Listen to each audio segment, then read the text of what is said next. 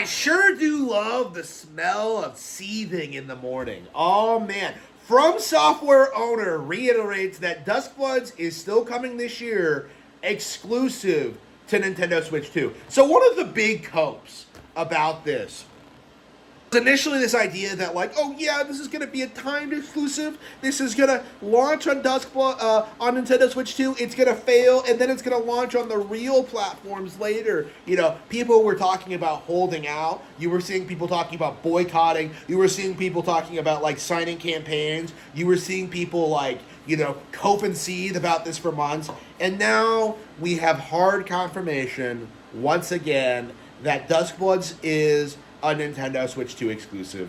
A fact that has led many a FromSoft fan to disavow the game and refuse to talk about it going forward. The Duskbloods thing is very, very interesting, considering like how the narrative 4 years ago was that FromSoft was like the greatest developer in the industry. They could do no wrong. They were putting out all these banger games, and that everything they put out was a masterpiece, and they were the best developer in the industry, and Nintendo could not hope to compete. Elden Ring was so good that nobody even wanted to play Tears of the Kingdom because it was just such a lesser experience, right? That was the narrative at the time.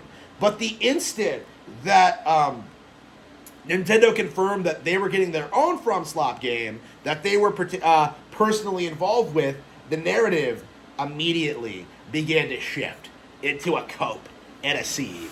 You know, everyone is very, very upset at the fact that this happened because this completely goes against everything they thought FromSoft stood for. Because they thought FromSoft was going to be like an anti-Nintendo thing. They thought FromSoft was going to, like, destroy Nintendo. They thought that, like, FromSoft was going to be bigger than Zelda. They really genuinely thought this. They genuinely thought that Nintendo would struggle to compete with Dark Souls going forward, okay? You know, like, one of the things I found interesting, you know, over the past couple of days is that, like, that old, like, Zelda versus Dark Souls comic resurfaced. You know, the one with, like, the skeleton stabbing Link, like... And, like, it was really surprising to me to see how many people were clowning on it, you know, because it was so ridiculous and kind of depicts, I think, like, the stereotype of Dark Souls fans at the time.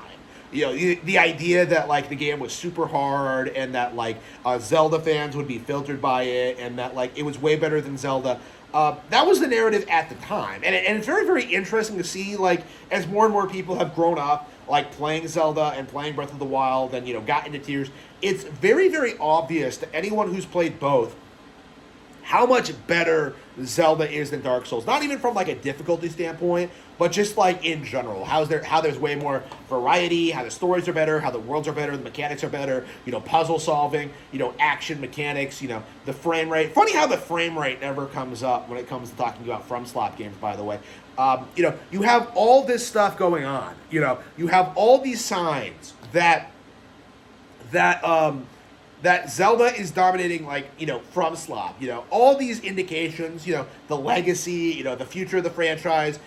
You know, but no, like, Elden Ring is the biggest thing ever. Like, we had this major success. It's just going to get bigger from here. And what happens? You know, the new game gets announced as a Nintendo exclusive.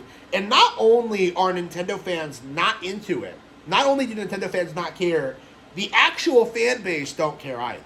You know, that's the really interesting thing about Duskbloods, is that we went through this 4-year period of hyping up Elden Ring, trying to hype it up as the game of the decade. You know, one of the best games ever made in this, like, industry-defining classic, and people won't even get excited about a sequel that's exclusive to Nintendo consoles.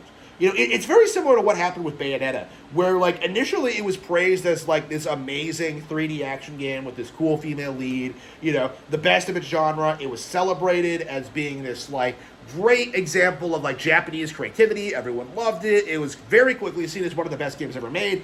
And then the sequel became Nintendo exclusive, and all of a sudden, like, there was this huge, like, backlash to it, and people stopped talking about the franchise in general. Not because the games were bad per se, because they were still better than Neo, they were still better than Devil May Cry, they were still better than like modern Ninja Gaiden games. You know, they were still better than like everything else that was coming out in the genre. Like, no, the reason people downplay Bayonetta 2, 3, and Origins is because they were Nintendo exclusive. You know, if a game is Nintendo exclusive, what happens is that the industry just kind of rallies and downplays it. You know, Resident Evil 4 is a really good example because this was a game that came out, was an industry setter, you know, an innovator, you know, something that like established like the template for like pretty much every third-person shooter ever made, and people wrote it off when it was on GameCube. You know, people ignored RE4. If it wasn't ported so quickly, you know, the game would have been ignored like going forward. You know, this is a game that really should have established Nintendo as being like, you know, far beyond the rest of the industry, better than them, and yet the narrative was like, initially was like, oh, we gotta downplay this, and then pretend that like this has always been a multi-plat experience. You know, like that's typically how this goes around. Okay, like if a game doesn't go multi-plat, the industry just kind of pretends it doesn't exist. You know, the reason why we're seeing people now talk about Fatal Frame 4 and 5 more openly is because they are now multi-plat. You know, as opposed to being Nintendo exclusives. Like, you know, that's the only reason, like, new Fatal Frame games are getting produced now, is that they have gone multi-plat. And that is very disappointing to see, but that's just the reality of this industry, is that our enemies hate Nintendo so much that they will downplay genuine 10 out of 10 experiences just to downplay the company.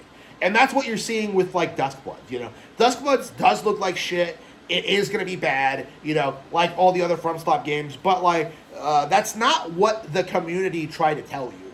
You know, the community tried to tell you that like Night Rain was great, that Elden Ring was great, that Armored Core 6 was great. We didn't hear a peep out of the community about having problems with FromSoftware until the Nintendo exclusive got confirmed. And that's when you start seeing the silence. You know, you start noticing that people aren't talking about this game. You start noticing that like people hyped up this specific company, this specific team, this specific director for a very specific reason, and then when those games get ported to a Nintendo console, an exclusive release on Nintendo console, the entire cope becomes bitching about like Nintendo Online or Nintendo as a company or just like how there's no audience for this on Nintendo, and it's just so laughably stupid.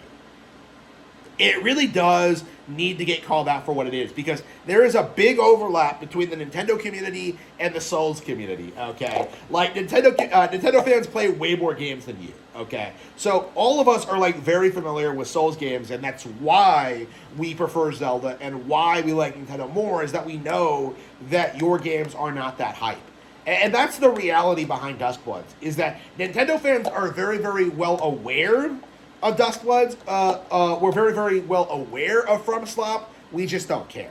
Like, this is a game that was put into production to try and, work with FromSoftware to produce a game to, like, cater to that audience, and they simply don't care. Because these people do not and never have played real video games. For them, the entire appeal of Souls is the community and the vibes. Like, there is nothing of substance to FromSoftware whatsoever.